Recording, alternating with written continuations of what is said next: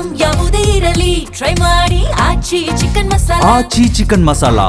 ರಾಜ್ಯದ ಒಟ್ಟು ಸಾಲದ ಲೆಕ್ಕಾಚಾರದಲ್ಲಿ 60,500 ಕೋಟಿ ರೂಪಾಯಿ ಹೆಚ್ಚಾಗಿ ಸೇರಿಸಲಾಗಿದೆ ಎಂದು ರಾಜ್ಯದ ಆರ್ಥಿಕ ಇಲಾಖೆ ತಿಳಿಸಿದೆ. ಈ ಮೊತ್ತವು ರಾಜ್ಯದ ನೇರ ಹೊಣೆಗಾರಿಕೆಗೆ ಒಳಪಡುವುದಿಲ್ಲ ಅಂತ ಹೇಳಿ ಸ್ಪಷ್ಟಪಡಿಸಿದೆ. ಆರ್ಬಿಐ ವರದಿಯಲ್ಲಿ ಈ ಸಾಲ 8.14 ಲಕ್ಷ ಕೋಟಿ ರೂಪಾಯಿ ಅಂತ ಹೇಳಿ ಉಲ್ಲೇಖವಾಗಿದ್ರು. 2025-26ರ ಬಜೆಟ್ನ ಅಂದಾಜಿನ ಪ್ರಕಾರ ರಾಜ್ಯದ ಒಟ್ಟು ಸಾಲ 7.64 ಲಕ್ಷ ಕೋಟಿ ರೂಪಾಯಿ ಆಗಲಿದೆ. ಜಿಎಸ್ಟಿ ಪರಿಹಾರ ಸೆಸ್ಗಾಗಿ ಕೇಂದ್ರ ಸರ್ಕಾರದ ಭದ್ರತೆ ಎತ್ತಲಾದ 20,412 ಕೋಟಿ ರೂಪಾಯಿಯನ್ನ ರಾಜ್ಯದ ಸಾಲ ಎಂದು ಪರಿಗಣಿಸಿರುವುದೇ ವ್ಯತ್ಯಾಸಕ್ಕೆ ಕಾರಣ ಅಂತ ಹೇಳಿ ಇಲಾಖೆ ಈಗ ವಿವರಣೆಯನ್ನ ನೀಡಿದೆ.